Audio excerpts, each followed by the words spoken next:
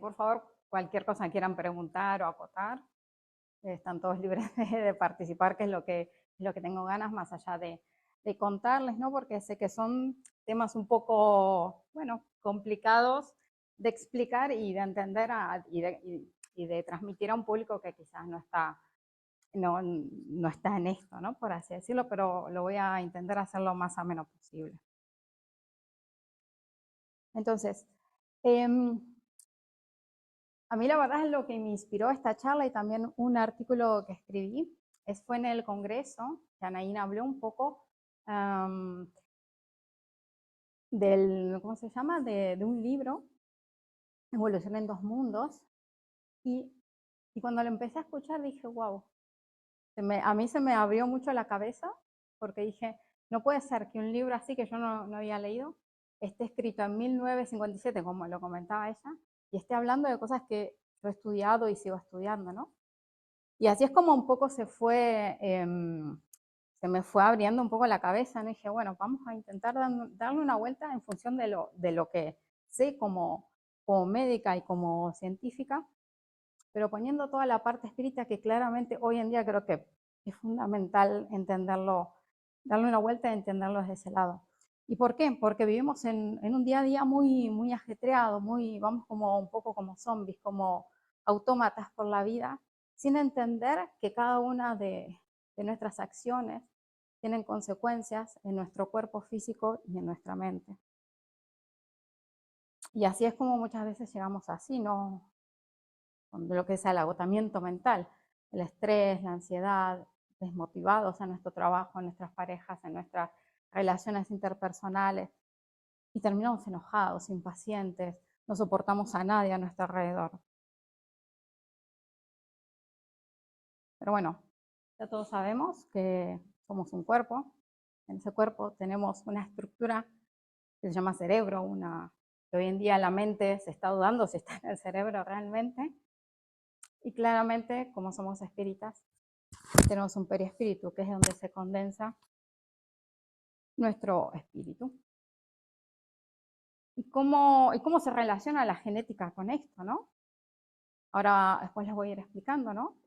Que obviamente como cuerpo estamos organizados, tenemos células, diferentes tipos de células en cada uno de nuestros diferentes órganos, pero esas células tienen estructuras internas, ¿sí? Que es los ácidos nucleicos, el material genético, que se organiza de tal manera que, que cada uno a lo largo de su vida va expresando esos genes. Antes se pensaba que, es decir, si yo tengo estos genes, voy a tener esto. Si yo no tengo estos genes, no voy a tener esto, ¿no? Esto era como muy determinista, era una teoría determinista. Hoy lo que se sabe es que nuestros genes pueden modificar la expresión de ellos mismos a través de lo que se llama la epigenética. Es decir, cómo el ambiente externo, lo que nosotros nos hacemos a nosotros mismos, nuestros pensamientos, nuestros actos, influyen en la expresión de esos genes. Ahora primero voy a contar un poco más la parte teórica para que se entienda, ¿no? Y después voy a ir intercalando la explicación espírita que a mi ver podría cuadrar. Entonces, Watson y Crick, quizás lo escucharon, son como los que describieron la estructura del ADN, junto con Rosalinda Franklin, que es muy curioso, ¿no? Porque hace 2 o 3 años trabajaba a la par de Watson y Crick y nadie le daba el valor como mujer de lo que aportó al descubrimiento y a la descripción de los ácidos nucleicos. Wilkins también fue otro que ha aportado junto con Gosling. Todos estos se consideran como los grandes científicos que han descrito esta estructura, que lo que se planteó en ese momento y hasta el día de hoy sigue vigente es el modelo de la doble hélice, ¿sí? Que son 2 cadenas de DNA que están unidos. Esas cadenas de DNA están formadas por lo que se llaman bases nitrogenadas, que quizás en el colegio lo escucharon, ¿sí? Que es adenina, citosina, timina y guanina. Y así es como es la estructura básica del DNA que tenemos en cada una de nuestras células. Pero si ese DNA estuviera suelto, digamos así suelto, mediría casi entre 2 y 3 metros que deberían estar concentrados en el núcleo de la célula. Eso es imposible. Por lo tanto, está, por así decirlo, compactado, empaquetado, ¿sí? En diferentes estructuras, nucleosomas, que se estructuran en histonas, que luego se estructuran en otras estructuras que se llaman solenoides, y luego sí, tenemos la cromatina que se organiza en lo que seguramente todos conocen, que son los cromosomas. ¿Vale? Tenemos 22, un cromosoma que es sexual y el resto que es el que determina el sexo femenino, biológico, femenino y masculino, y el resto de los cromosomas, de los pares de cromosomas. Entonces, les voy a poner un videito que es muy corto, pero creo que es importante para que recordemos, porque seguro todo esto lo estudiamos en algún momento en el bachillerato, pero para que entendamos cómo están estructurados el ácido nucleico, dónde están los genes, cómo eso se transcribe y se traduce para generar proteínas que son las estructuras fundamentales de los diferentes órganos que tenemos.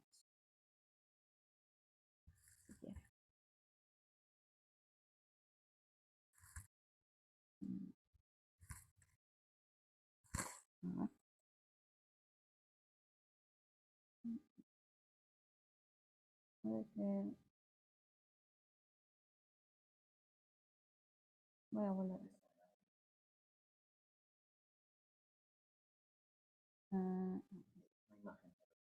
No, es un... Sí, no sé ni cuál es, pero... No, ahí está, ahí está.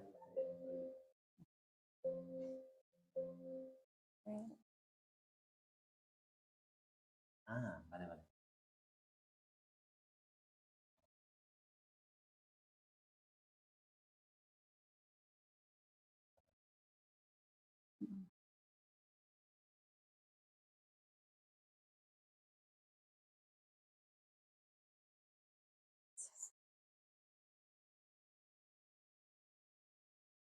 Sí.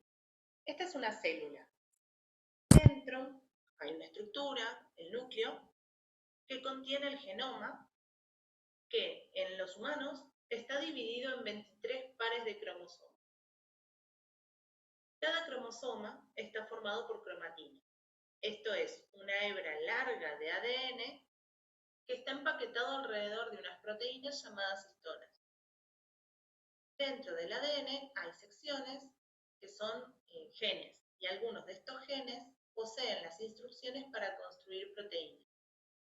Cuando un gen es activado, una enzima llamada ARN polimerasa se une al extremo inicial del gen. Esta se desplaza a lo largo del ADN, creando una hebra de ARN mensajero a partir de bases que se encuentran en el núcleo. El código del ADN determina el orden en que esas bases libres se van agregando al ARN mensajero. Este proceso se llama transcripción. Antes de que el ARN mensajero pueda utilizarse como un plano para la construcción de proteínas, necesita ser procesado. Esto involucra remover secciones y unirlas. Luego, el ARN mensajero sale del núcleo hacia el citoplasma y se encuentra con fábricas de proteínas llamadas ribosomas. El ribosoma se une al ARN mensajero y va a leer el código de esta hebra para construir una cadena de aminoácidos. En el ser humano hay 20 tipos distintos de aminoácidos que forman las proteínas. Moléculas de ARN de transferencia llevan a esos aminoácidos hacia el ribosoma. El ARN mensajero se lee de a 3 bases por vez. A medida que cada triplete o codón se lee, el ARN de transferencia entrega el aminoácido correspondiente. Este se agrega a una cadena de aminoácidos y una vez que el último aminoácido es agregado, esta cadena se pliega formando una estructura compacta que es la proteína. El proceso por el cual la información copiada en el ARN mensajero se utiliza para sintetizar las proteínas se llama traducción. Vale, esto era un poco para que se entienda o recordamos cómo se generan las proteínas, ¿sí? Que tantas veces escuchamos, tomemos proteínas Esta es una célula. o demás. Entonces, ya sabiendo esto, tenemos la base para ir comprendiendo el resto de la charla. Entonces, como dijimos, la epigenética, según esto es el National Human Genome Research Institute, que es como el Instituto Internacional de Estudio del Genoma, dice que es el campo de estudio centrado en los cambios del ADN que no implican alteraciones de las secuencias, es decir, esa secuencia que sea adenina, citosina, timina, eso no lo modifica, ¿vale? Que no implican alteraciones de la secuencia subyacente. Las letras del ADN, las proteínas que interactúan con el ADN, pueden tener modificaciones químicas que cambian el nivel en el que los genes se activan o se desactivan, ¿vale? Es decir, esos genes se activan, sintetizan una proteína o no se expresan. Ciertas modificaciones epigenéticas se pueden transmitir de la célula progenitora a la célula hija durante la división celular, eso es lo más tradicional, o de una generación a la siguiente. El conjunto de todos los cambios epigenéticos en un genoma se llama epigenoma. Entonces, este término sí ya venía, se describió, se describió hace en el siglo XVIII por Caspar Friedrich, que es el padre de la embriología y de la biología, que él ya en su momento hablaba de la epigenética, diciendo que era una misteriosa fuerza de la naturaleza a través de la cual se realiza la formación de las estructuras. Es decir, él ya veía algo en sus experimentos de embriología que veía que por condiciones externas, calor, frío y demás, las células se expresaban diferente. A principios del siglo pasado, también es un biólogo, Conrad Waddington, que también fue otro que empezó a describir un poco más en detalle la función y vuelve a utilizar la palabra epigenética. En este artículo, Canalización de Desarrollo y Herencia de los Caracteres Adquiridos, dice que son todos esos procesos involucrados en el mecanismo mediante el cual los genes del genotipo producen efectos fenotípicos. Sí, propone el concepto de epigenotipo para referirse a todo ello, a todos esos procesos del desarrollo que están entre el genotipo y el fenotipo. El genotipo es nuestra secuencia de ADN, nuestros genes, y el fenotipo es lo que se expresa. ¿Vale?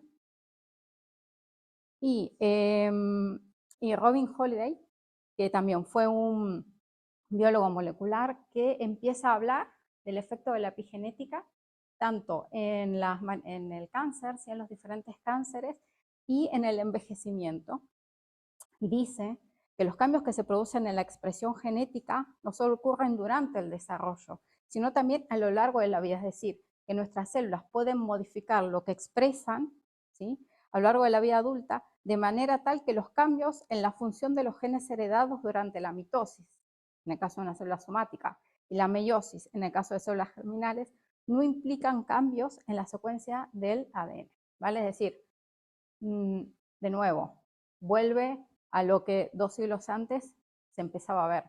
Y él lo empieza a describir en diferentes tipos de cánceres, sobre todo, y en el envejecimiento. Manel Ester es un médico que también creo que es el fundador de la Fundación Josep Carrera, que es de estudio de cáncer y de genética. Él trabaja aquí ¿cómo se llama? En Carruti, del instituto que está al lado de investigación, y es uno de los que más, españoles que más ha estudiado la epigenética, ¿no? Entonces, aquí va a comentar un poco de qué va para reforzar esta idea de cómo lo que nosotros hacemos puede modificar, incluso puede generar que aceleremos nuestro envejecimiento, incluso generar un cáncer.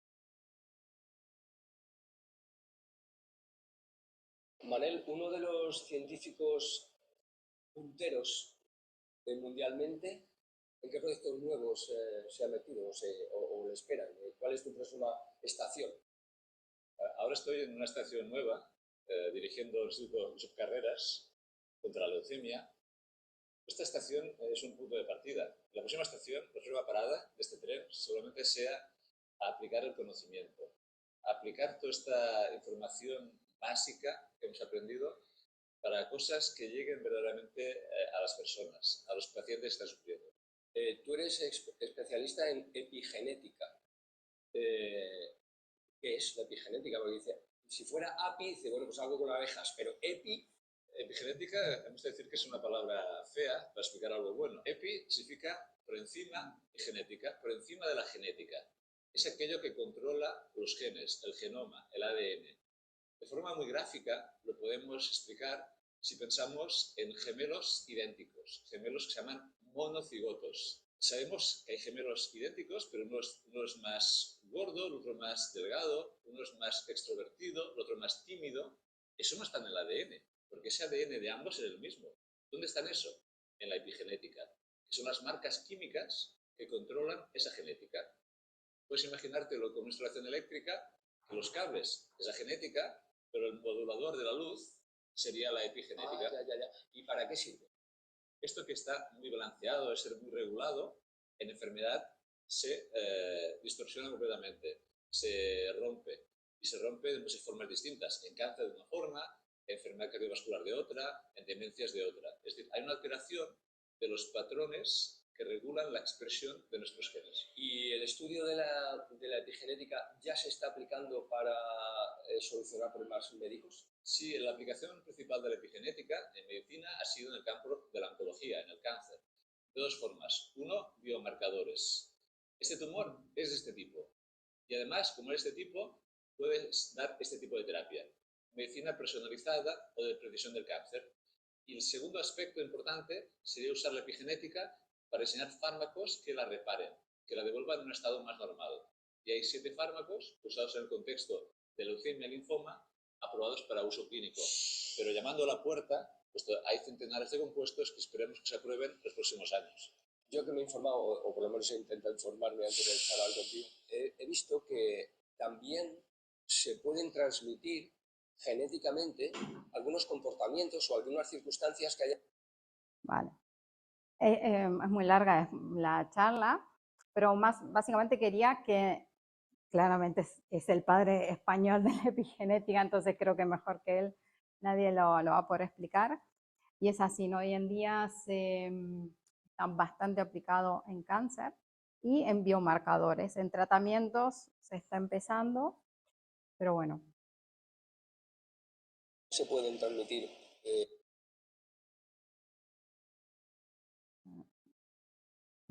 Entonces, esto es muy rápidamente lo voy a describir, cómo funciona o cómo actúa esos estímulos externos, por así decirlo, en nuestros genes, lo que se llamaría la regulación epigenética.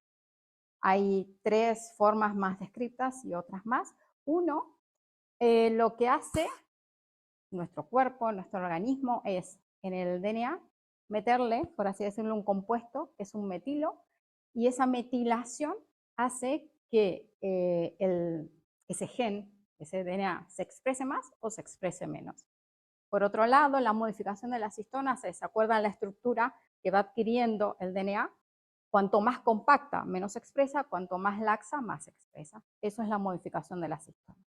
Y los microRNA son lo que se llama el DNA basura, ¿vale? Que en realidad solamente el 98%, el 2% de nuestro ADN es el que se expresa. El resto está silenciado, nadie sabe demasiado qué funciona. Dentro de este 98% están los microRNA. ¿Sí? Aquí de nuevo lo mismo, si está el DNA hipometilado o hipermetilado. Si estos microRNA se pegan a la secuencia genética, expresa más o menos. ¿Sí? Y lo que decía el doctor, lo que escribía, ¿no? Y esto regula la expresión genética y sobre todo en el cáncer pueden ser marcadores de que esa persona podría desarrollar un cáncer. Entonces, hablando un poco de este de DNA basura, ¿no? Son estos microRNA que se unen a secuencias que hacen que se expresen más o menos. Es decir, que 20.000 genes solamente que codifican para proteínas y que solo corresponden al 2% del genoma. Esto es el DNA basura, claramente no es basura porque regula la expresión de genes, y el resto, el 98% en humanos, la regulación es post-transcripcional y en la metilación del DNA.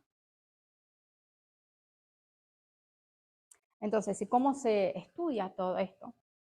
Una de las maneras es a través de la secuenciación, que seguramente habrán escuchado, el proyecto Genoma Humano, todo lo que se hizo en estos últimos 3 años de secuenciar el COVID, que hablaban de Omicron y, bueno, las diferentes variantes. Bueno, eso se hace, y también el estudio de la epigenética se hace con secuenciadores, es decir, que van leyendo base a base, que es una de una situación, y luego con un sistema informático se integra toda esa información. Este es el que tenemos en mi trabajo, y hoy en día, que la idea es cambiarlo para algo así, los secuenciadores que hace 15, 20 años necesitaban edificios enormes para tener secuenciadores, hoy hay secuenciadores que entran en una mano. Imagínense el potencial que tiene el poder estudiar genomas con un aparatito que lo podemos tener en el bolsillo, en la cartera. Y se llama Mini Ion, por eso es un niño. Pero es así, ¿eh? Uno puede tener 20.000 o, no sé, 10 metidos en el cajón y se puede secuenciar. Es que es maravilloso. Entonces, ¿qué tiene que ver todo esto con el espiritismo? Me van a decir, ¿qué tiene que ver? ¿Por qué me viene a hablar un sábado a las 6 que yo me quiero ir a merendar y me están hablando de genética? Bueno, tiene una explicación. La ley de causa y efecto, ¿sí? Bien lo hablaba el doctor y todo lo que estuvimos viendo, que todo lo que la expresión de nuestro genoma se modifica por sustancias químicas que nosotros generamos o del medio en el cual estamos. Es decir, todo lo que hago en algún punto tiene un efecto. Entonces, el libre albedrío nos permite adoptar una conducta propia, elegir entre 2 o más razones suficientes para querer o actuar una de ellas y hacerla prevalecer sobre los demás. De tal manera que cada una de nuestras acciones, tanto a nivel físico como psicológico, determinan cambios en nuestra vida, ya que la libertad y responsabilidad son correlativas en el ser y aumentan con su elevación, siendo la responsabilidad la que confiere al hombre dignidad y moralidad. Sin ella sería más que un autómata, un juguete de las fuerzas ambientales.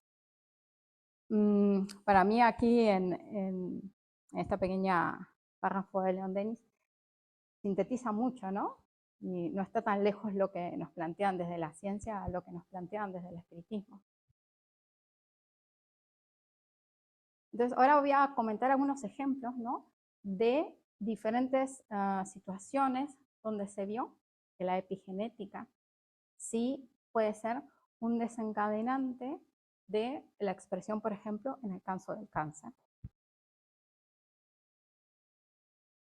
Entonces, uno de los cánceres más estudiados, esto es un cáncer heredofamiliar, que tiene un gen específico, es el BRCA1 y 2, que es el responsable en mujeres de cáncer de mama y de ovario y a veces de colon, donde se vio que estudiando con diferentes herramientas si existía una implicancia epigenética, así se vio que la hipermetilación promovería, es decir, uno de los mecanismos responsables de la regulación epigenética sí estaría implicado en que las mujeres puedan desarrollar un cáncer o de ovario o de mama. Entonces, esto es ampliamente sabido. Toda mujer que tiene algún familiar, se estudia toda la rama femenina para ver si está presente este cáncer, ¿no? Entonces, se ve que en el caso de BRCA1, hasta un 87% pueden tener cáncer de mama, y lo mismo para ovario en un 63%. Quizás lo hayan escuchado porque Angelina Jolie, no sé si hace 7, 8 años, se hizo una mastectomía doble porque su madre había fallecido por un cáncer de ovario y ella, bueno, verán que hasta un 84% de posibilidades de desarrollar un cáncer de mama, entonces ella decidió hacerse una mastectomía doble. Angelina Jolie se sometió a una doble mastectomía preventiva para evitar una alta probabilidad genética de contraer cáncer de mama. La actriz ha decidido hacerlo público, ha asegurado en una tribuna publicada en el New York Times, para dar apoyo a todas esas mujeres que hayan debido someterse a este procedimiento o que deseen hacerlo como ella para anticipar la enfermedad. Su madre, la productora y actriz Marceline Bertrand, murió en 2007 tras 10 años de lucha contra el cáncer, aunque en su caso era de ovarios.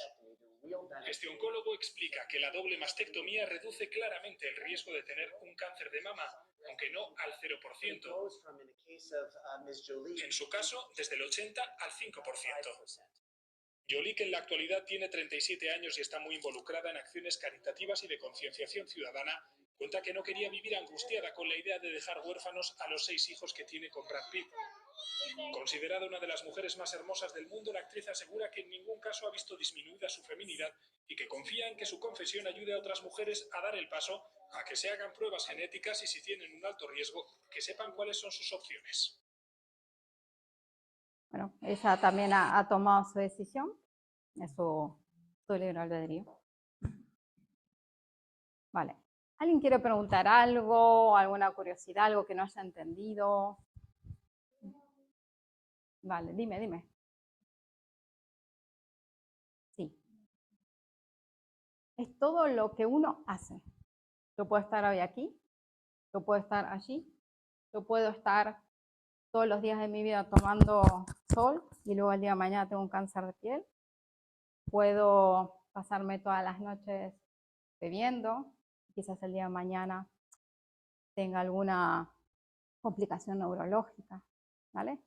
Es todo lo que hacemos, esto es a nivel, digamos, genético, puede despertar o puede hacer que los genes que tengo se expresen más o se expresen menos y esos genes están relacionados con algunas enfermedades.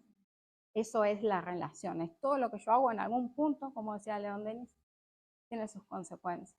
Por eso es tan importante el estar vigilando, ¿no? Todo el tiempo. A eso viene, ¿no? Bueno, yo soy libre, entre comillas, de hacer lo que quiero, pero... Y aquí a nivel, son las pruebas científicas, por así decirlo, de que sí, hay consecuencias. Que yo puedo estar predestinado por mi secuencia de DNA, pero yo sea responsable a veces, no en todos los casos, de hacer que ese gen se active. Y también soy responsable de hacer que ese gen se desactive. Y también esto se vio que hay cambio de metilación tanto en los recién nacidos como en las personas más ancianas. ¿Sí? Esto también se ve en otro tipo de proteínas, ¿sí? Y esto es un experimento, entre comillas, natural, que sucedió en la Segunda Guerra Mundial, lo que se llama el invierno del hambre, entre 1944 y 1945. En ese año, en Holanda, el consumo de calorías se había reducido tanto por la hambruna, ¿no? Porque no había dinero, no había alimentos. Y habían reducido el consumo de calorías hasta 800 calorías al día. Entonces, durante un tiempo prolongado, semiprolongado, casi un año. Entonces se vio que las mujeres que se quedaban embarazadas y luego tenían niños, se veía que los niños que nacían tenían bajo peso. Y eso se prolongó a lo largo de los años. Es decir, un impacto externo como es el no haber consumido la suficiente cantidad de calorías, aún después haber vuelto a un consumo habitual de calorías, los niños igual seguían naciendo con bajo peso. Esto es un experimento natural, ¿no? Porque sucedió en la Segunda Guerra Mundial. Y esto describía también que es un poco lo que le sucedió a Audrey Hepburn, que era como muy delgadita y pequeñita. Y esto está relacionado con este factor de crecimiento insulínico que está relacionado con el crecimiento y el desarrollo. Romy, yo quería puntualizar una cosa de lo que has dicho antes. Tengo la mano levantada, ¿no has visto? Ah, no, dime. la profilaxis, la cirugía profiláctica sobre el gen BCRA1 y el 2 Sí, es algo que se está realizando ya, o sea, se hace ya, ya.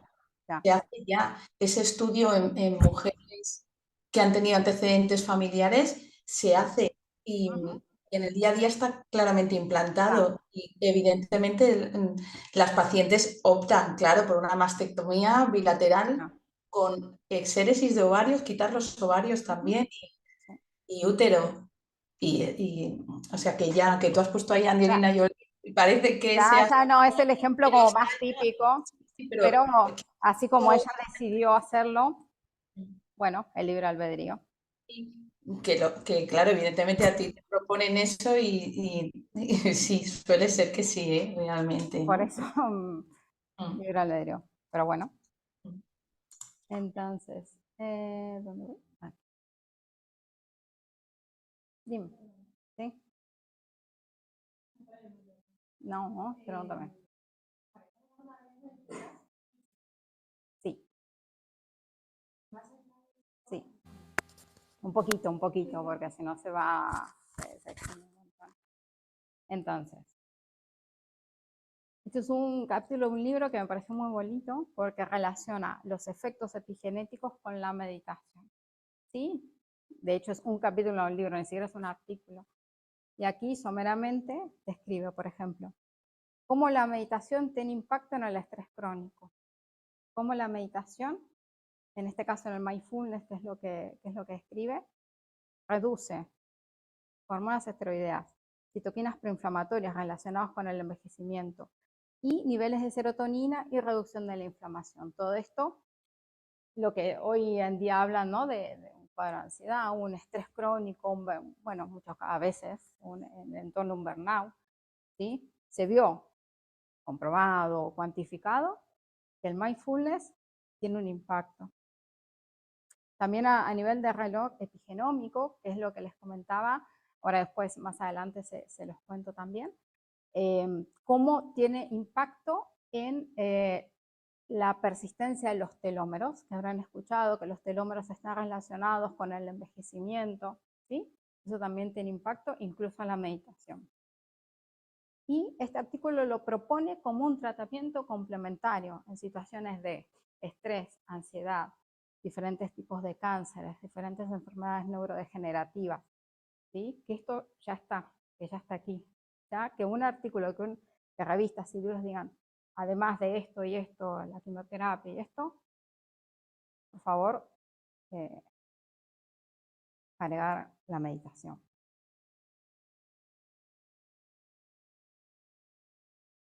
Y aquí, no sé si se ve bien, bueno, esto, por ejemplo, en una primera columna habla de la meditación activa, en la otra la meditación más pasiva o sentado.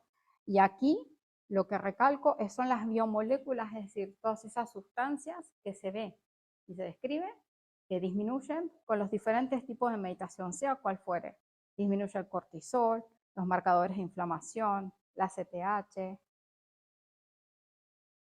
aumentando la melatonina, que es importante para el sueño sobre todo, y otras, disminuyendo la epinefrina, la norepinefrina, es decir, realmente tiene un impacto, ¿sí? Que todos los jueves o los sábados o los 2 días que vengamos, hagamos una meditación en nuestras casas, nos levantemos a hacer una meditación, o que nos pongamos 5 minutos a parar, eso tiene un impacto en, si yo tengo un gen que no es el más bonito, no lo voy a activar, sino que lo voy a mantener tranquilo.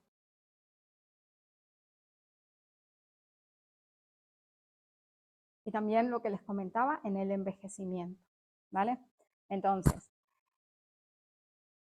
una de los determinantes, ¿sí? De que uno envejezca más o menos es el largo de los telómeros, es la persistencia de los telómeros, que es el extremo final de los cromosomas. ¿Por qué?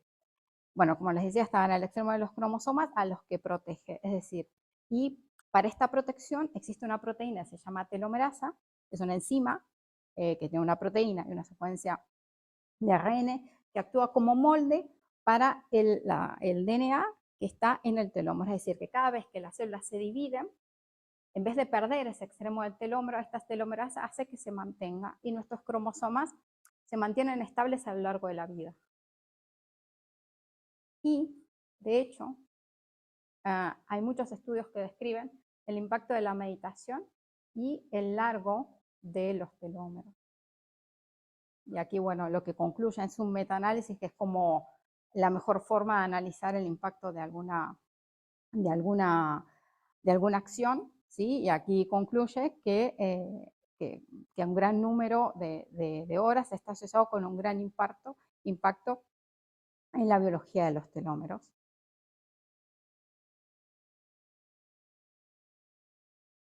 Entonces, este es Daniel Lumera, que es también un biólogo, creo que fue sacerdote o algo similar, y él describe, ahora se los voy a contar, lo va a contar, es también, él generó como un movimiento de meditación, y de hecho se asoció con otra bióloga, y estudiaron el impacto que tenían a lo largo de los telómeros, y se vio que los telómeros de pacientes o de personas que tenían sus telómeros acortados después de practicar durante cierto tiempo meditación, los telómeros volvían como a su largo habitual. Las características femeninas como gentileza, empatía, compasión, perdón, son medicamentos naturales y las personas gentiles tienen una longevidad superior y se enferman menos. Hoy tenemos con nosotros a Daniel Lumera. Daniel Lumera es biólogo naturalista que investiga la biología de los valores. Ha creado en Italia un movimiento que se llama el movimiento de la gentileza. Daniel, buenas tardes. Nos vas a contar en qué consiste el movimiento de la gentileza. El movimiento de la gentileza empezó en el primer lockdown, cuando guiamos una meditación sobre la gentileza, la Loving Kindness Meditation, que es una meditación muy estudiada científicamente, y se apuntaron 20.000 personas. Y a partir de allí fue viral, fue una pandemia de gentileza. Literalmente son 250.000 las personas que se han apuntado al movimiento, muchos ayuntamientos en Italia. También hay cárceles, escuelas que se han convertido en hoteles, librerías, restaurantes que se han convertido en puntos de gentileza para compartir este valor en un proceso profundo de transformación social. Ahora quieres expandirlo por el mundo. Se va a expandir naturalmente porque es contagiosa la gentileza, lo dice claramente la ciencia, que hay un efecto que se llama ripple effect. Nosotros somos especie caregiver, o sea, biológicamente estamos creados para cuidar a los otros seres. Y la gentileza es suficiente ver un acto de gentileza, no solo cumplirlo, recibirlo, para que en nosotros explote una química de la gentileza que nos hace sentir muy bien, es una cura para la longevidad y salud. Entonces será natural la expansión de todo esto. ¿Dices que ser amable impacta en nuestra salud física y psicológica? O sea, el hecho de que nosotros seamos amables. No lo digo yo, lo dice la ciencia, y precisamente muchas investigaciones, entre las cuales aquellas de Inmaculata de Vivo, con la cual es una profesora de Harvard, una genetista del cáncer famosa a nivel mundial, y bueno, han sido estudiando un grupo de mujeres para 4 años y que practicaban una forma peculiar, específica de gentileza cada día. Y al final los resultados mostraron que los telómeros de estas personas, que son biomarcadores de longevidad, son la parte terminales de nuestros cromosomas, eran mejor conservados respecto a quien no es gentil. Esto es una bomba a nivel evolutivo porque demuestra que las características femeninas como gentileza, empatía, compasión, perdón, son medicamentos naturales y las personas gentiles tienen una longevidad superior y se enferman menos. Y esto rompe el paradigma patriarcal que considera la gentileza y muchas otras características femeninas debilidades, y de hecho dice que no es la competición el motor evolutivo que muchas veces justifica la violencia, ¿no? Como para autoafirmarse, sino es la cooperación, es la interconexión, la interdependencia, que son los valores y las fuerzas evolutivas que van a determinar la selectividad del ser humano en el próximo futuro. Entonces es un futuro totalmente femenino lo que nos espera. Bueno, bien. Una buena noticia. Bueno, yo siempre lo digo, no sé por qué lo digo, que el futuro es femenino. No de la mujer, femenino de lo que él describe, ¿no? De los valores. Un poco lo que también dice el espiritismo. El 13 de noviembre es el Día Internacional de la Gente. ¿Ah, sí? Sí, sí. Vamos a festejar. Sí, de hecho, tenía años que se llama biología de la gentileza. Y ahí para hacer una alternativa de la Sí. A mí no sé hace cuánto lo conocí y dije, wow, es que todo va haciendo sentido, ¿no? La agresividad y el tratar mal, no ser compasivo con el otro, esa no parece ser el camino, no nos conviene biológicamente. Entonces, ¿qué nos dice Evolución en dos Mundos? Que es un poco el que me abrió la inquietud. Nos dice, ¿no? Lo primero es que a mí me sorprendió, no puede ser que me esté hablando algo que se fue describiendo a lo largo del siglo pasado, esto de 1950, 60, y ya lo describía. Dice, cómo se estructuraron las cromátidas en los cromosomas es un problema que hasta el momento escapa por completo a nuestros sentidos.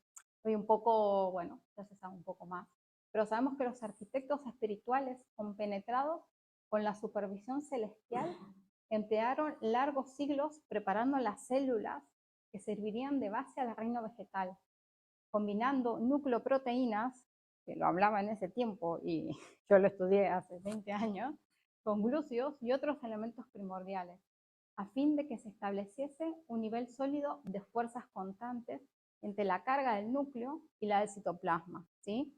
El DNA está contenido en su mayoría a nivel del núcleo, ¿no? Hay DNA que está, bueno, en otras localizaciones, pero la parte fundamental está en el núcleo celular. Con semejante realización, el principio inteligente comienza a desarrollarse desde el punto de vista psicosomático. No solo la forma física del futuro promete entonces ponerse de manifiesto, sino también la forma espiritual. También nos sigue diciendo que interpretando los cromosomas a modo de caracteres en los que la mente inscribe en los corpúsculos celulares que la sirven las disposiciones y los significados de sus propios destinos, caracteres que son constituidos por los genes, que un poco estábamos describiendo, como las líneas están formadas por los puntos, genes a los cuales se mezclan los elementos denominados bióforos.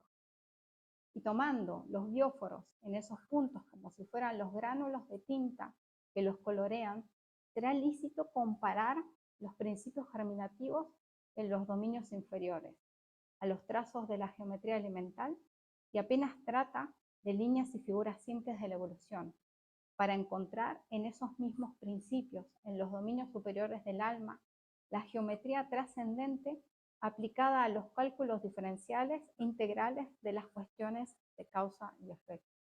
Un poco nos habla de cómo estos bióforos, que ahora les voy a hacer una pequeña descripción de qué eran los bióforos que describe André Luis aquí, y lo que yo le encontré una similitud en lo que en la ciencia se llaman exovesículos, ¿no? Y cómo estos bióforos, ¿sí? Que podría ser toda esta epigenética, ¿sí? Se manifiesta y es responsable de las cuestiones de causa y efecto. Sigue diciendo en hereditariedad y conducta, nos dice que por lo tanto, como es fácil de percibir y concebir, el cuerpo hereda naturalmente del cuerpo, según las disposiciones de la mente que se adapta a otras mentes. En los circuitos de la afinidad, habiendo pues al hombre responsable de reconocer que la hereditariedad relativa pero compulsiva tallará el cuerpo físico que él necesita en una determinada encarnación, sin que tenga posibilidades de modificar el plan de servicio que mereció o del cual ha sido incumbido según sus conquistas y necesidades, pero puede, por la propia conducta acertada o desacertada, intensificar o diluir la coloración de los programas que le indican a su ruta a través de los bióforos o unidades de fuerzas psicosomáticas que actúan en el citoplasma, proyectando sobre las células y consecuentemente sobre el cuerpo los estados de la mente, que estará dignificando o agravando su propia situación según elija el bien o el mal. ¿Sí? Un poco aquí nos habla de cómo estos bióforos, ¿sí?, impacta a través del citoplasma y puede modificar, bueno, nuestro estado físico, nuestro ser. Y sigue. Entonces, nos recalca mucho el tema de los bióforos. ¿Qué serán los bióforos, no? Y lo repetimos. El alma actúa sobre el citoplasma a través de estas unidades de fuerzas psicosomáticas. Entre estas unidades actúan en el citoplasma y a través de las cuales se encargan de transmitir a la célula la producción de la mente, de todos sus estados infelices o felices. Yo cuando le dije, bueno, esto me suena mucho, porque yo trabajé con esto en un modelo animal, de lo que se llaman exovesículas. Las exovesículas son estructuras que ahora lo vamos a describir, que actúan, que son como pequeñas bolsitas, por así decirlo, como vesículas que se desprenden de todas nuestras células y van viajando por el cuerpo, y hoy en día se sabe que está implicado en enfermedades neurodegenerativas, en el Alzheimer, en diferentes tipos de cánceres, incluso en el caso del cáncer, en el desarrollo de las metástasis.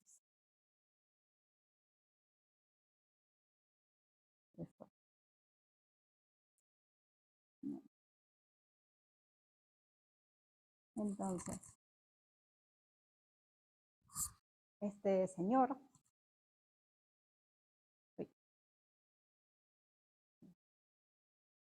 August Weismann, ¿sí?, que fue el primero en 1890 en describir este término, que viene de bio, vida, y de foro, lo que lleva, ¿sí? Es todas esas unidades que llevan información a otras células, ¿sí? Esto se supone que fue la teoría precursora y anterior al descubrimiento del ADN, ¿no? Pero yo no lo veo tan descabellado. ¿Por qué? Porque lo que les comentaba, no hace tanto, más o menos hace 10, 15 años, se empezaron a describir estas estructuras que son exovesículas,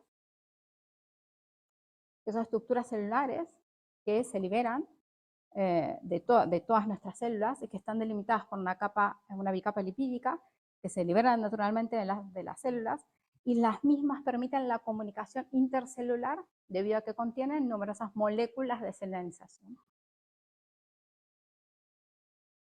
Y como podemos ver, están implicadas tanto en enfermedades neurodegenerativas, Alzheimer, Parkinson, tumores cerebrales, diferentes tipos de tumores,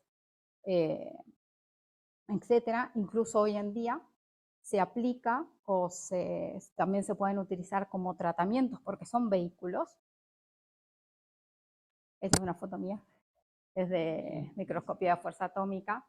También las estructuras celulares, las bacterias, los parásitos, todos liberan estas como bolsitas que contienen información y que lo van llevando, ¿no?, por las diferentes, en el caso del ser humano, por las diferentes partes del cuerpo. Y también se vio claramente que las exovesículas puede ser un componente dentro de la epigenética para generar un medio ambiente propicio a que se desarrollen diferentes tipos de cánceres. Y como podemos ver aquí, impactan llevando sustancias y diferentes componentes que actúan en los diferentes puntos de la regulación de la epigenética, en la metilación, la modificación de histonas, y los non-coding RNA son los microRNA. Entonces, creo que está empezando a quedar claro de que somos bastante responsables de nuestra propia salud, ¿vale? Tanto mental como corporal, como física. Y bueno, aquí Joana nos habla, ¿no?, que esta energía inteligente en su expresión original, como el espíritu, se condensa, sufre condensación de moléculas, constituyendo así el cuerpo intermediario que todos conocemos como perispíritu, y que se encarga de concentrar y congelar esas partículas que se manifiestan como cuerpo somático en nuestro cuerpo. A menudo, el ser en crecimiento interior sufre los efectos de las abundantes energías de las que es objeto, es decir, todo lo que nos sucede alrededor, y crea una situación de congestión responsable de diversos trastornos conductuales y de naturaleza orgánica. Las enfermedades, por tanto, resultan del uso inadecuado de esas energías, de la inconsistencia del ser en relación con la vida y su propósito. Por lo tanto, la salud puede compararse como una residencia que denuncia las condiciones de su morador, o incluso con un instrumento que reproduce en sí mismo el cuidado o la desidia de las manos que lo ejecutan. La cólera, la desesperación, la crueldad, tanto como la intemperancia, crea zonas mórbidas de naturaleza específica en el cosmos orgánico e imponen a las células la distonía mediante la cual se anulan casi todos los recursos de defensa. Los síntomas mentales depresivos siempre influyen en las células en estado de mitosis y establecen en ellas factores disgregantes. Esto también está en este libro En Pensamiento y Vida. Por tanto, nuestras emociones morbosas más profundas, cualesquiera que sean, generan estados de enfermedad. No nos olvidemos, pues, que únicamente los sentimientos rectos pueden esbozar pensamientos rectos. Si estos faltan, el alma se enferma por carencia de equilibrio interior y expresa a través del aparato somático los desvaríos y las perturbaciones consecuentes.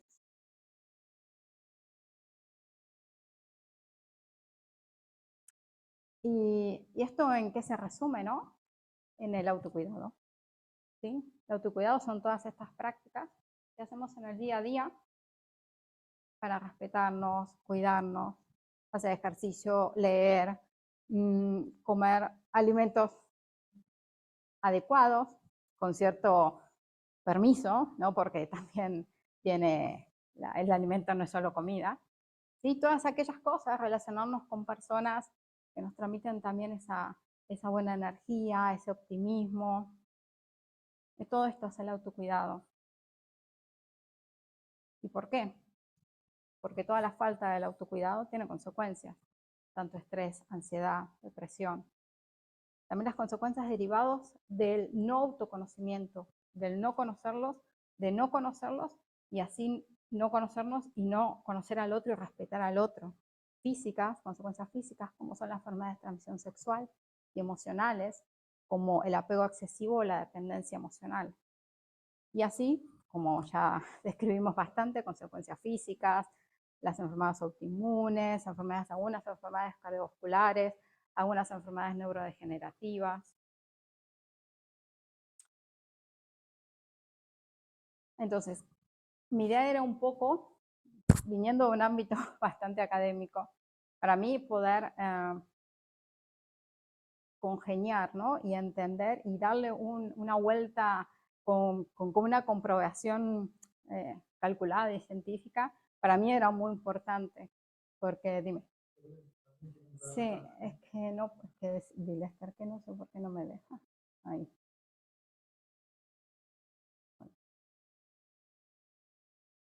Entonces, para mí era importante un poco transmitir esto, ¿no? Que podemos leer, ¿no? Y a veces pensamos, ¿por qué? ¿Dónde está la comprobación de que el meditar, de que tener buenos pensamientos, de que tratar al otro bien, de que el ser empático beneficia al otro y a mí? Hay mucha comprobación científica de que sí, ser amoroso, ser compasivo, tener lecturas que nos llenen, rodearnos de personas que también, bueno, en algún punto también nos sumen y también acompañar a los otros que intentan mejorar. Todo esto sí tiene un impacto psicológico y físico. Y esto me pareció muy curioso. El Instituto Roche es del laboratorio Roche, que algunos deben conocer, es una multinacional, que yo de hecho el miércoles voy a su laboratorio, porque no sé qué nos quieren vender. Pero me pareció curioso, ¿no? Que convocan a Mario Alonso Puig a hablar de resiliencia y genética. Y digo, ¿y esto qué es? ¿No? Cómo de a poco también, del otro lado, también se están dando cuenta que los sentimientos, que la afectividad sí tiene un impacto físico, incluso económico.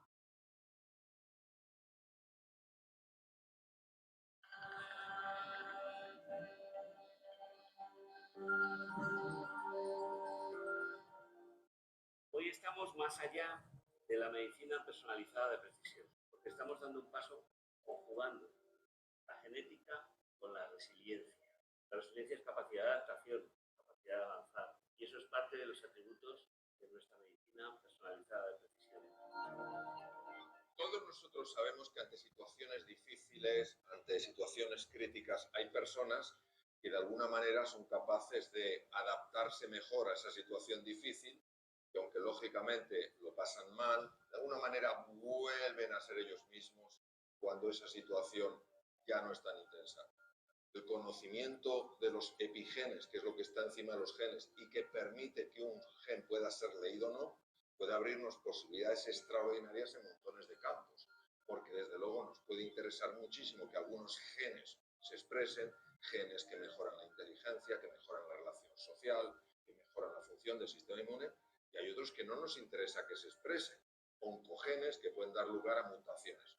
Después de un año y medio de dificultades, un año y medio de problemas personales y profesionales, en el que las noticias sobre sanidad han copado pues, las cabeceras de los periódicos, ante un mismo problema, las personas reaccionamos de una u otra manera. Por ello hemos querido organizar este evento, Genética y Resiliencia, porque hay una relación absolutamente directa entre estos dos conceptos.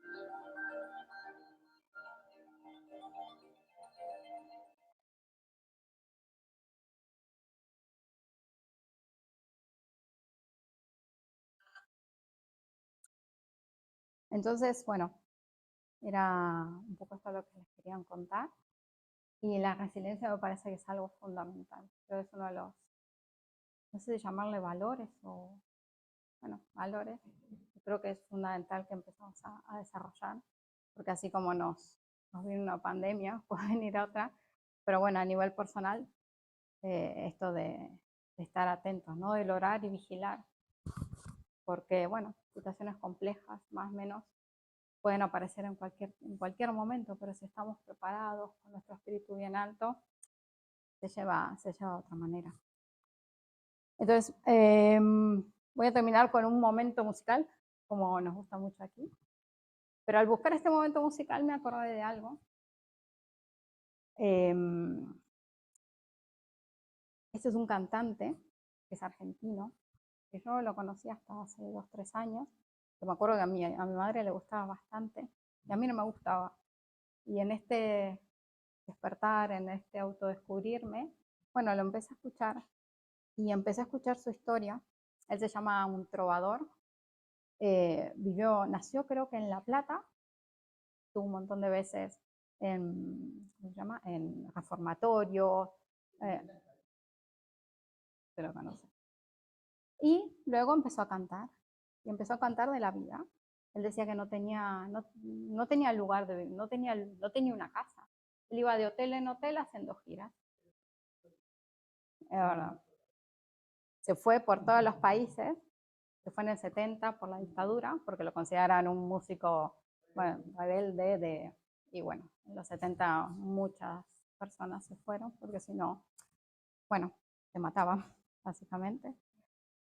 Entonces, y hay una historia de él, que hace un tiempo la escuché, y me pareció muy bonito, que explica aún más lo que él luego siguió cantando, ¿no? Esa es la primera interrupción que es inevitable y que yo lamento. Cuando tu mujer y tu hija se fueron, cuando cayó ese avión y dejaste de verles para siempre, ¿qué sentido le diste a eso? Porque tú lo piensas todo y le das toda una explicación. Yo perdí la vida anterior. Yo estaba muy feliz, venía de Harvard. Nos encontrábamos en Los Ángeles. Yo bajaba de mi avión y se me esperaban, subíamos al avión que nos llevaba a Chicago. Mis padres nunca conocieron a la niña, ahora que iban a conocer ahí. Era en Chicago.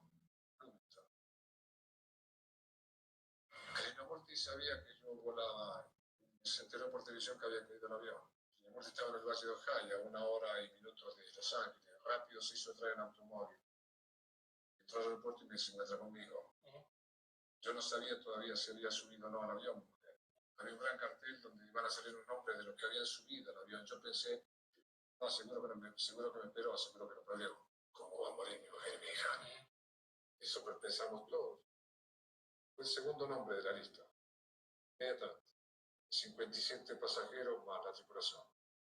Tenemos que estar al lado mío. Yo no sé, nunca supe qué había pasado. Con el tiempo, Tridamonti me dijo, ¿sabes qué dijiste cuando te caíste de rodillas? No, maestro. No lo olvidaré, señor. Ahora sé quién es el que mata. Para mí no fue una pérdida. Me puso donde solo él sabe que cada uno tiene que estar. A veces es muy duro para ponerte lo que tienes que estar, a veces es durísimo. Ahora sé quién es el que manda. Creo que lo aprendí realmente. Que puedo discutir todo con los seres humanos, pero ninguna decisión de Dios. Una historia bastante fuerte, ¿no? Fue un accidente en 1999, creo, en Argentina, un avión que despegando era de La Paz.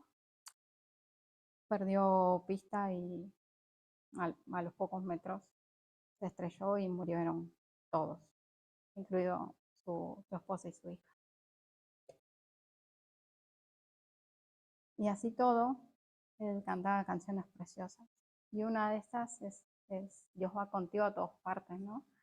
Y es preciosa porque claramente Él lo sabe y nos quiere transmitir esto. Dios va contigo a todas partes. Mientras vos dormías, el Señor preparó las maravillas de este día. El sol que estalla en la ventana, la manzana que brilla en el árbol, el amor redondo que cesa naranja. Si todo es nuevo, ¿por qué no serlo vos también?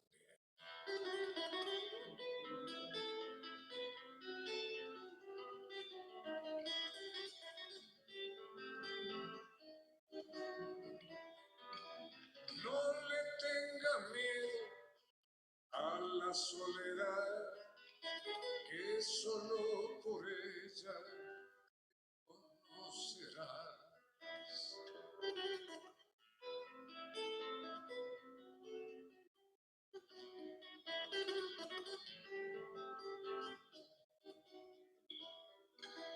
Cruza sin temores por la oscuridad, después de la noche amanecerá.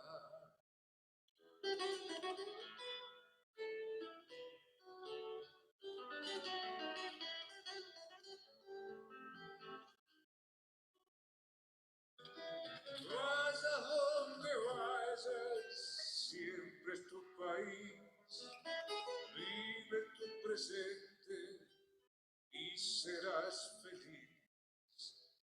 Anda tranquilo, sin preocuparte, Dios va contigo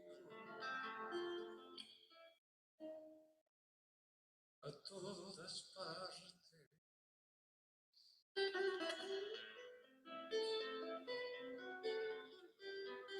Siempre. Entonces, canta, canta, canta, canta tu canción. No hay mejor alivio para el corazón.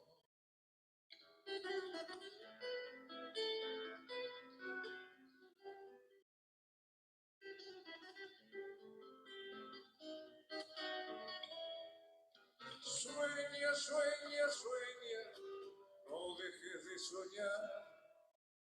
Un sueño del presente será tu realidad. Ayer soñé que podía y hoy puedo.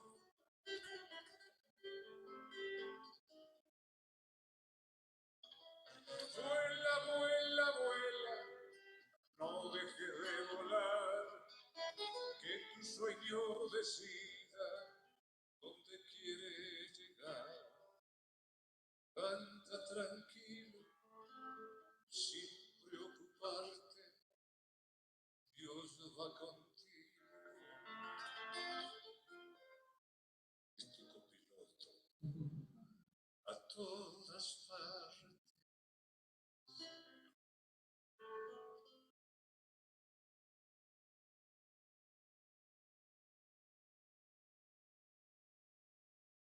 Vale, y eso fue un poco lo que les quería contar. Si quieren preguntarme, cuestionamientos, preguntas, lo que quieran.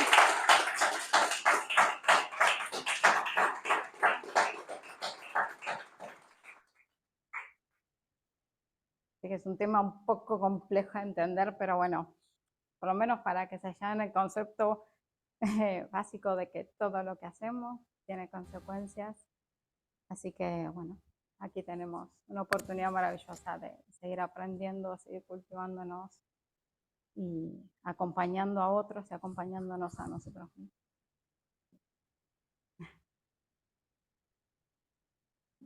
Preguntas. Bueno, perdón.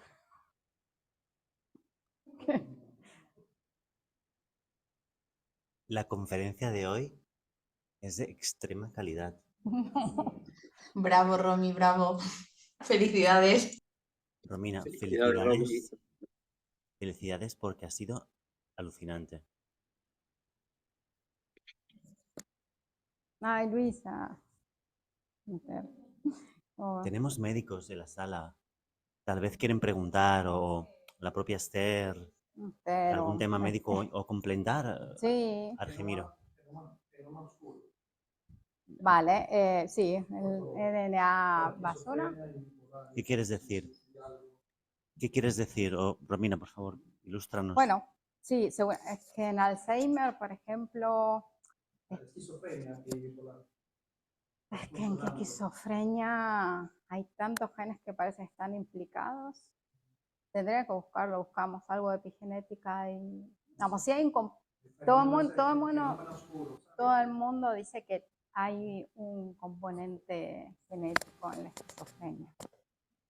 ¿Sí? En algunos grados más, otros menos, pero bueno, podemos buscarlo. Sí, había leído que había el ADN fuera del gen.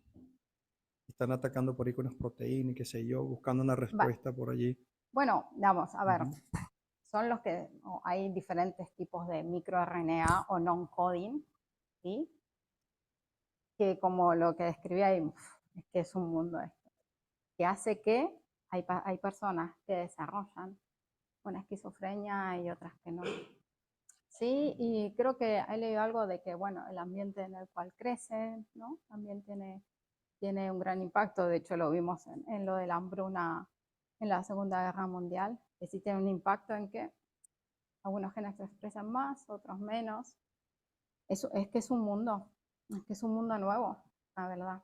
El cáncer es un mundo nuevo, porque es difícil a nivel técnico estudiar, hoy ya un poquito menos, pero es muy difícil de tener como clinical trials, ¿no? Como experimentos in vivo, porque cómo haces un comparativo y otro, ¿no? Entre un paciente que en gemelos se hace mucho, ¿no? En gemelas, ¿no? Que tienen las dos, por ejemplo, que tienen este gen, ¿no? El BRCA1 o 2, y a lo largo del tiempo alguna quizás desarrolla un cáncer y la otra, ¿no?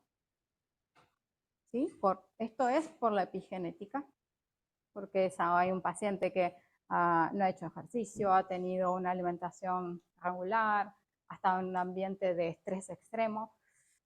Bueno, es difícil tener estudios comparativos, pero cada día hay más y más. Disculpe, ¿y el ADN es de basura? ¿Por qué tan basura es? ¿Por qué ese concepto? No, De verdad. Porque... no, se le llama DNA basura, porque, digamos, una proteína viene de una secuencia genómica, ¿sí? Y tú haces como la correlación, dice, bueno, estas 200 pares de base, cuando se traduce, cuando se transcribe y se traduce, expresa una proteína. Eso se vio que pasa para, como vimos, creo que eran 22.000 genes, que representan el 2%. El resto no sabemos qué hace. Hoy sí empezamos a saber qué hacen, ¿no? Modifican la expresión de esos genes, ¿sí? Y es difícil de estudiarlo, ¿no? Está la transcriptoma, la proteómica, bueno, hay un montón de ómicas que uno va estudiando, que no todo lo que está escrito en el DNA se expresa. Ni genera una proteína, ni genera RNA, ni genera X. Entonces también es otro mundo. Pero no es basura, es considerado basura, pero no es basura, realmente no lo es.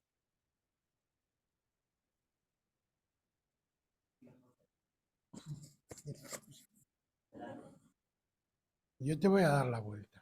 Dime. ¿Qué tiene que ver esto con los milagros? Milagros. Uf. Bueno, si algún día haces un estudio de milagros y epigenética, vaya a saber. ¿No crees que sí o no? Sí. Sí. Porque ante todo, para un milagro tenemos que tener mucha fe, ¿no? Y la fe, como ya vimos en el capítulo que nos dio Luisa, mueve montañas. Probablemente esté modificándose, expresándose más o menos algún gen, fortaleciéndose nuestro sistema inmune, que no lo sé, pero que puede tener una explicación, sí. Casi todo lo que consideramos milagro, entre comillas, es la fe de la hemorroísa, ¿no? Que es nuestra propia fe en nosotros mismos que generamos ese cambio que hace que esa secuencia genómica se exprese o no se exprese. Nosotros, a ver, nosotros venimos de una religión que es la judeocristiana, que está basada en los milagros, desde los principios, desde el principio, ¿no? Y entonces, claro, siempre estamos muy atados al milagro. Claro, es como lo que explicaba Jorge el último día, ¿no? La lamparita con el láser que toca el genoma y quita, ¿no? Sí, ¿A quién no le funcionó? A Steven Jobs. Sí, bueno, pero también... Él quiso curarse de forma natural. Recordemos también lo que dice Facundo Cabral, ¿no? Puedo discutir con los hombres. Pero no cambió todo eso. Bueno, con él. El Papa no se curó de Es lo que nos toca para aprender con toda y la en tecnología. la próxima vida, pruebas, expiaciones.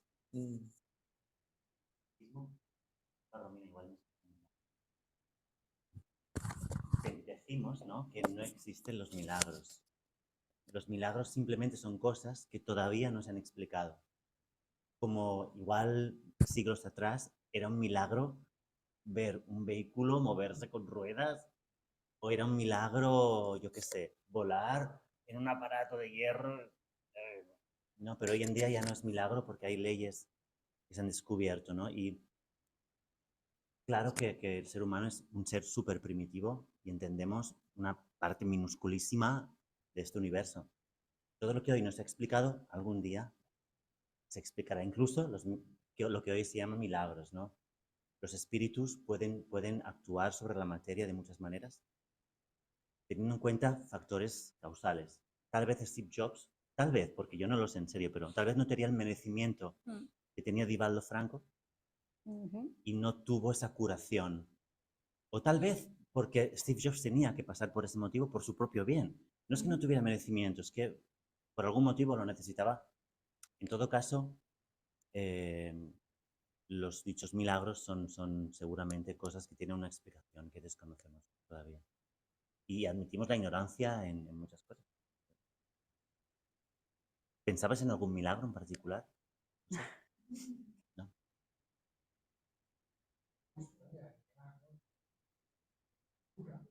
Exacto, ¿no? Sí. Remisiones espontáneas, ¿no?, de cánceres. Si ahí, pues probablemente sean los espíritus actuando por merecimiento de la persona, por algún motivo habría detrás que permitió que esa remisión espontánea se llevara a cabo. La fe es un factor también, entre otros muchos, claro, ¿no? La fe es un factor más. Pero a veces puedes tener una fe del tamaño del Himalaya, que porque tienes que pasar por ahí, pues pasas. Y quien tiene fe, lo que pasa es que dice, vale, fantástico, tengo que pasar esto. Pues mi fe hace que lo pase con estoicismo, con serenidad, con resignación positiva, ¿no? Mi fe hace que aunque tenga que morir mañana, pues mira, oye, lo haré contento. O como mínimo, aceptándolo. Tranquilo, mínimamente. Como los cristianos que morían en el circo romano. Los comían las fieras. Tenían una fe increíble. Y esa fe les permitió afrontar las fieras con cierta dignidad y valor. Romina, increíble hoy, gracias. Hostias, ha sido brutal. Y espero que os haya gustado a todos, ¿eh? Porque 5 estrellas. Aaron. Perdóname. Hay un chico que se llama Carlos Acuti, el beato Carlos Acuti. Murió con 15 años de edad por una leucemia. Y está catalogado en el Vaticano y con todo el episcopado y eso como un beato, que acumuló muchísimas impresiones positivas, espirituales, y hacia los demás, y ha hecho ciertas cosas después del otro lado, también después de post-mortem, y con 15 años, y le dio, o sea, se fue de este plano rapidito, pero ganó muchísimos méritos en poco tiempo, fue más cualitativo que cuantitativo, pero y sigue trabajando del otro lado ahora. Entonces, todo está, siempre va a estar bien todo. Pues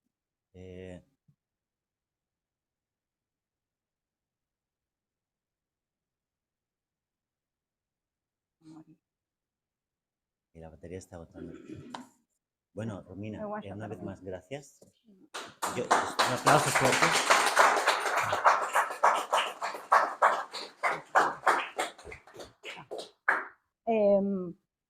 Traje para compartir. Si alguien quiere compartir, que fue mi cumple y quería festejarlo aquí también.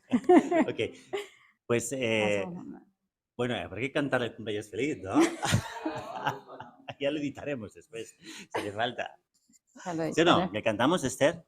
Un cumpleaños Feliz, cumpleaños feliz.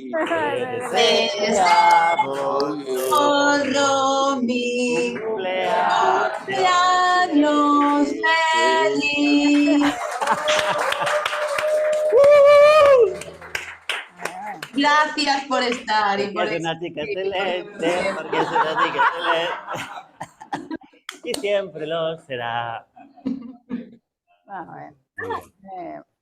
Fabuloso. Te dejo a ti la oración que te sale mejor. Pues vamos ¿Alguien si quiere hacer una oración? a concluir esta tarde magnífica, de verdad excelente, por una oración muy sencilla. Y yo creo que Jaime sería un buen orador final.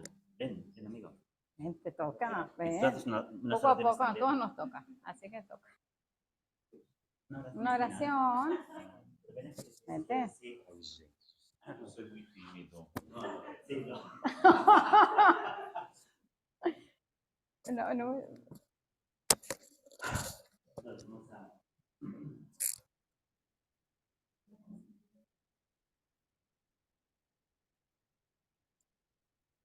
Bueno,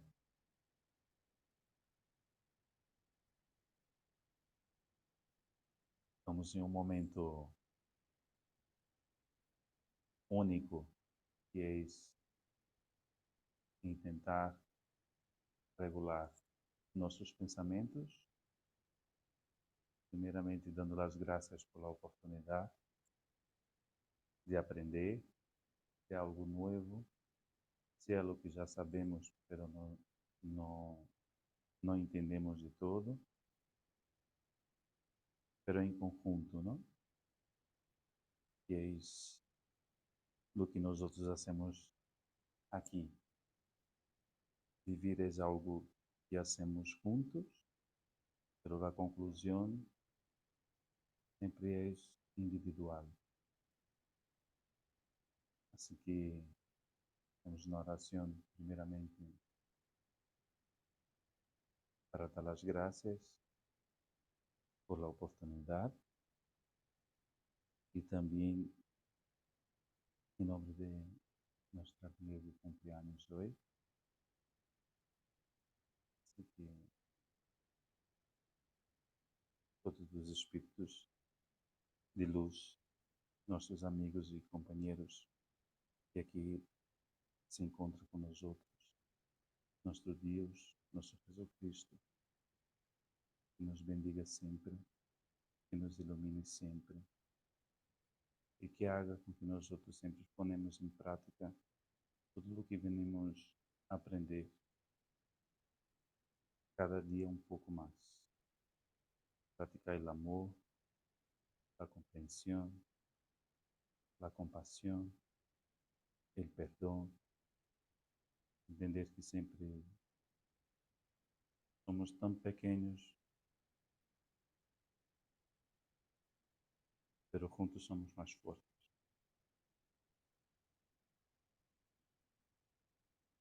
Entender que es tan fácil decir yo soy, cuando la verdad todos estamos siendo. Y que podamos siempre llenar nuestra vida, nuestro corazón, nuestra alma, del más puro amor que nos fue regalado desde el primer momento que nosotros decidimos venir aquí a vivir y a compartir. Que Dios os bendiga a todos nosotros, podamos volver a casa en paz y compartir con los demás todo lo que nosotros conseguimos aprender aquí y en la vida. Que Dios os bendiga.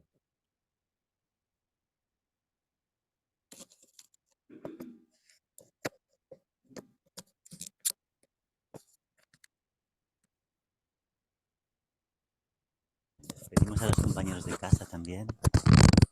Esther, Luisa, podéis, si queréis decir adiós al grupo. Gracias a todos. Que paséis buena tarde, buen fin de semana. Romy, envíame un trocito de tarta. No va a quedar, Esther. Ya lo sé. Bueno, como va a venir Albacete, lo vamos a celebrar aquí.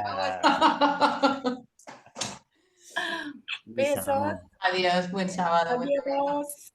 Chao, chao, chicos.